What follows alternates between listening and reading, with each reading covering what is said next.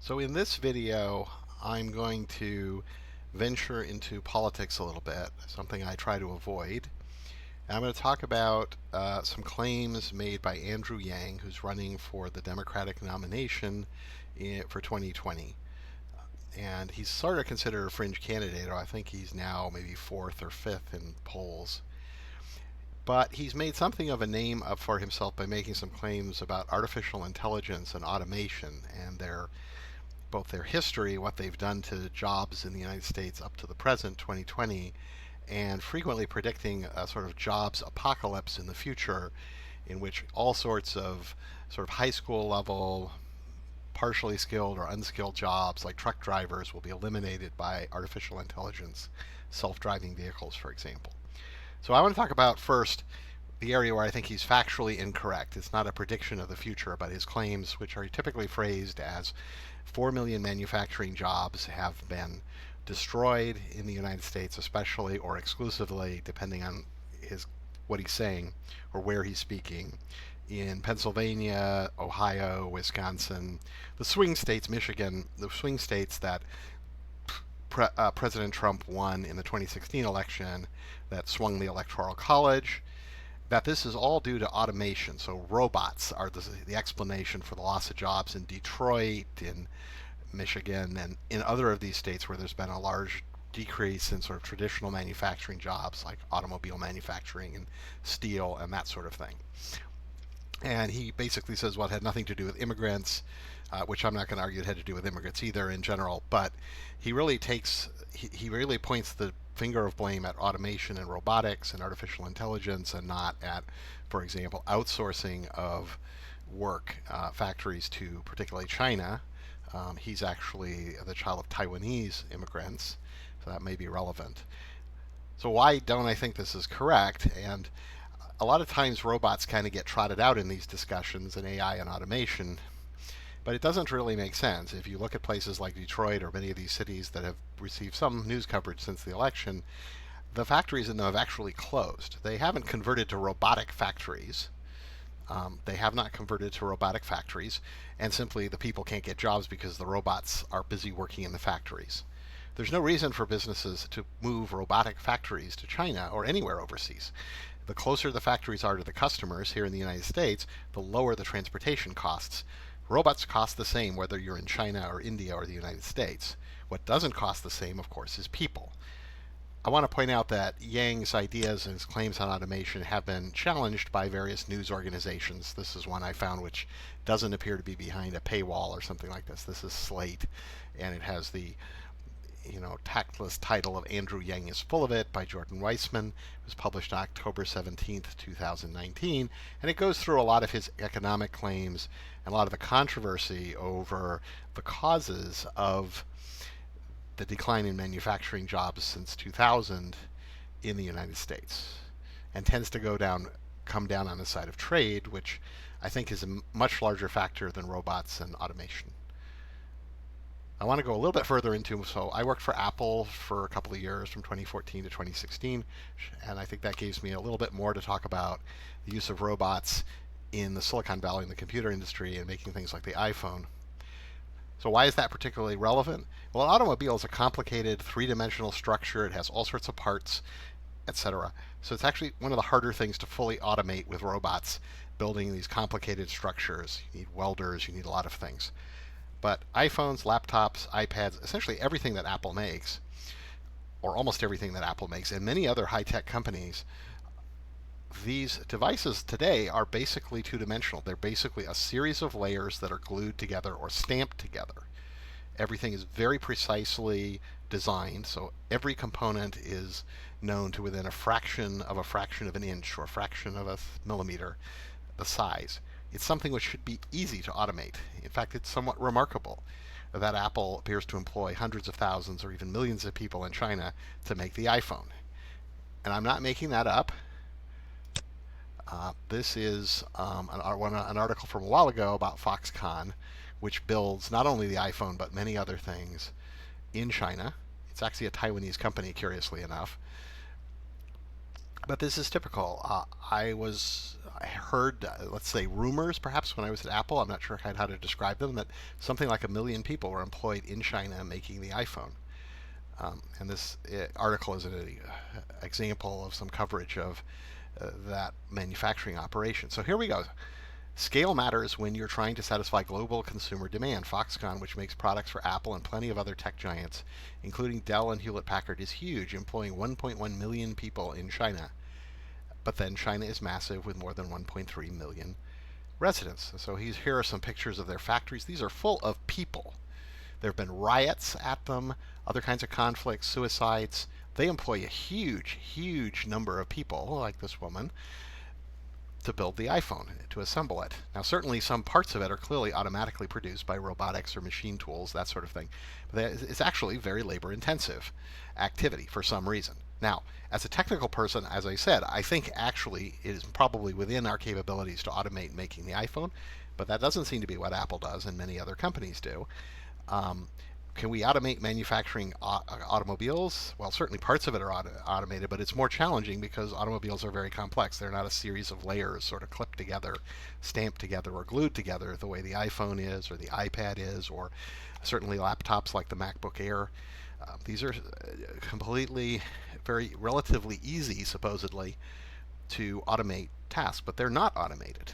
You would think, would you not, that the computer industry, the Silicon Valley, would lead the world in robotic manufacturing, and it actually is easier, or should be easier, to robotically manufacture many of their products compared to automobile companies, for example, like the situation with Detroit and Michigan that probably contributed to Trump's victory, for example.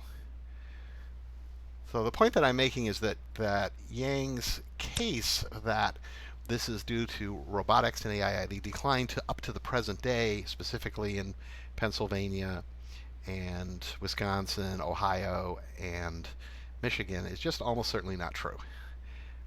What has been going on, rather, is that these factories have been relocated overseas to China, to Mexico, to other countries, where the labor costs are much lower. And that's what's going on. But Yang pretty consistently stays away from talking about that and consistently claims that this loss of jobs is due to robots and robotic manufacturing. I think we can pretty much dismiss that as incorrect, as this article does. And you can go look through this article in Slate and some other sources to find more detailed discussions of the actual numbers and the questions that have been raised about some of Yang's numbers. But I feel that I personally know enough about the manufacturing situation, and particularly with Silicon Valley, to be very skeptical of his, theory, we might say. And indeed, people have questioned the studies that he seems to be relying on strongly. That's right here, that he's relying on. So that deals with something that I think is basically factual. And basically, yes, robotics and AI and technologies like this are undoubtedly destroying some jobs and also creating some others. But the real driver over the last 20 years or so in the United States has been exporting these factories and facilities to countries like China, India, Mexico that have cheaper labor costs. What about the future? What about the seeming or reported breakthroughs in artificial intelligence, machine learning, so-called deep learning, what used to be known as neural networks, and other advances? There do seem to have been significant advances in these areas. A lot of this is taking place within, we might say, the secretive environment of companies like Google, Facebook, Apple. It's difficult to know how good the technologies really are. There is a long history of hype in artificial intelligence, including fraudulent claims and other scandals that have taken place, such as Lernout-Haussby and speech recognition and Kurzweil applied intelligence, which you can look into these scandals in the 1990s. That doesn't mean there hasn't been real progress in artificial intelligence. That clearly has happened. So simple examples are dollar bill readers for soda machines and other devices. Those used to not exist. They started to appear in the 70s and 80s. They weren't very good. You had to have a perfect dollar bill to get them to work. I remember using one at a college, and I had to have basically a brand new dollar bill or it would fail. It wasn't really usable. It probably wasn't until sometime in the 90s that they became accurate enough for worn, older, typical bills. That's a simple example of an artificial intelligence technology that works, that's ubiquitous today. There are many other examples. We now have sort of crude speech recognition that is generally frustrating to deal with, but it's getting better. That represents progress. There is no question that there has been genuine progress in artificial intelligence to the present day, despite the sort of AI bubbles and winters where you have these exaggerated claims followed by a lot of disappointment. It is improving, and it is having real impacts on our society, including taking away some people's jobs. And very likely the recommendation engines in social media environments, YouTube, Netflix, Facebook, are in some ways convenient, but they also have a tendency to throw a lot of repetitive and often negative material at us because that's what people unfortunately have a tendency to get hooked on. So it's contributing, I would argue, to some social problems that we have the last few years. Nonetheless, the technologies are advancing, but the question one needs to ask is, are we that close to things like replacing truck drivers? Yang kind of waffles a bit when you watch some of his presentations, like his interview on Joe Rogan, for example, earlier this year. Some of the others, sometimes he talks very confidently, and then he says, well, actually, it's not necessarily going to work perfectly at first, and maybe first it'll affect these drivers and not those, and that sort of thing. But the reality is it's far from clear that these technologies, which are currently being portrayed as on the verge of replacing humans or dramatic improvements in performance, it's not clear where they actually are. And again, a lot of this is coming from companies that don't disclose various aspects of what they're doing, what their technology really is. And there's a reason that they might exaggerate, which is that, for example, self-driving cars are one of the few types of applications where there's a huge sort of untapped market. The automobile market is huge. And there's very few of these. I mean, Apple, for example, has largely saturated the smartphone market. Everybody has one. That applies, of course, to Samsung and the Android phones and various other things. Google is ubiquitous. So how do these giant companies continue their enormous growth numbers that boost their stock? They have very high price to earnings ratios for these stocks. They need some hot technology that could potentially actually produce literally $100 billion market is needed in order to literally grow these huge companies whose revenues are supposedly, they report, in $100 billion range. So you need to come up with something really spectacular to move the needle to actually boost their stock price or even keep it up at the level that it is. So it needs to be something like taking over the automobile industry or a new energy source that replaces oil. The one that has often been hyped the last few years is self-driving cars and car-related technology, because that is a huge market. I mean, right now it's dominated by the traditional auto companies, but that is a market where these giant companies could suddenly get even bigger. And so that's what can motivate them to be sort of very optimistic in what they say about the technology they have. It doesn't mean they couldn't have really good technology. It could very well be that we will have self-driving cars that really work soon. It's possible. Of course, Google, for example, has been working on self-driving cars for a long, long time, and they're still very experimental. So the problem with self-driving cars and trucks and so forth, and keep in mind, these companies seem to be unable to automate factories which have a very controlled environment. You can control the lighting. You're building the same thing over and over again. It can be a very, very controlled, repetitive environment. And yet, they're still using millions of human beings to assemble in these factories things like the iPhone, which are actually comparatively easy to manufacture robotically. When you're talking about driving a car, there's all kinds of variations in the conditions you have to deal with. All sorts of other people driving. There's night, sun, weather, snow. Most of what Google has been doing is in Mountain View area where I live, and Mountain View is very close to a simple grid. It's California. It's a very sunny place. There's very little bad weather. There's no snow. There's rains from time to time. That's probably the most difficult. It might be rain at night or a fog at night. And the cars that I see are rarely out at night. They're usually out when it's bright and sunny. They have a human being in every car who intervenes if something goes wrong. And I've seen them do funny things just driving around my neighborhood, even after all the years they've put into developing the technology in Mountain View. Now, if you go to some place like the Boston area, which I was visiting recently, Boston area has much worse weather, And the roads, which date back, to literally to the Middle Ages in some cases, are these tangled web of roundabouts and weird. It's actually very difficult to drive. It's very aggressive drivers. There's very confusing intersections. It's not a grid at all, and it's some of these roads are literally like Indian trails and things that the pilgrims and people like that back in the 1600s turned into modern roads, or what were then modern roads. So the question becomes, can these vehicles actually drive not in Mountain View, California at 2 in the afternoon when the sun is out and everything is pretty nice. And even there, I've seen them get confused at midday, like they run into some construction projects or something like that. That's not what they're normally dealing with, even in Mountain View, and so they'll stop and sit there and act very confused. So these algorithms have to deal with not just those kind of minor inconveniences, but very challenging driving conditions.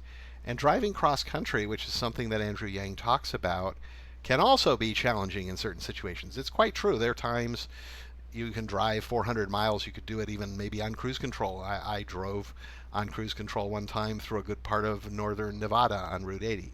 So yeah, there's probably places, but there's some gotchas. You often driving across country, you have to go through a big city. Now you don't actually get off the road, and a robotic, truck might not need to, but you are driving through some interchange or some complicated environment where there's a lot more traffic, and those kind of things occur even on interstate, or I should say sort of interstate travel, where you're not actually, maybe you drive to let's say you drive to Reno, and then from Reno into the San Francisco Bay Area, you have a human driver, that kind of thing.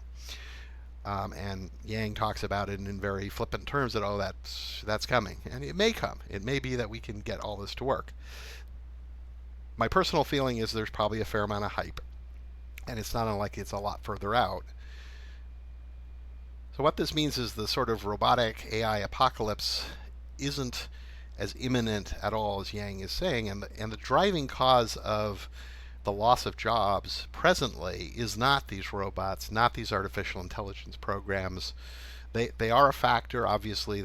Some fraction of the job losses that have affected manufacturing, for example, in Pennsylvania or Michigan, is robotics and AI. But the primary cause is, I think, pretty clearly to be found in outsourcing to China and other countries, Mexico, other countries where there are now a lot of manufacturing that used to be located in the United States. So this video was produced on Christmas Eve, actually, December 24th, 2019. And as I mentioned, I normally tend to stay away from such explicitly political topics, but I thought that in particular Yang's claims overlap some of my expertise, and I think they're quite clearly wrong. So he's very interesting to listen to, and he has a lot of interesting and novel, at least ideas that are not normally presented in mainstream politics, but at least in claiming that automation, robotics, and AI explain current losses of manufacturing jobs, he's pretty clearly off base. He's either mistaken or perhaps deceptive, but I'm not going to make a judgment about that. We all have probably believed things that turn out not to be true. So that concludes this video.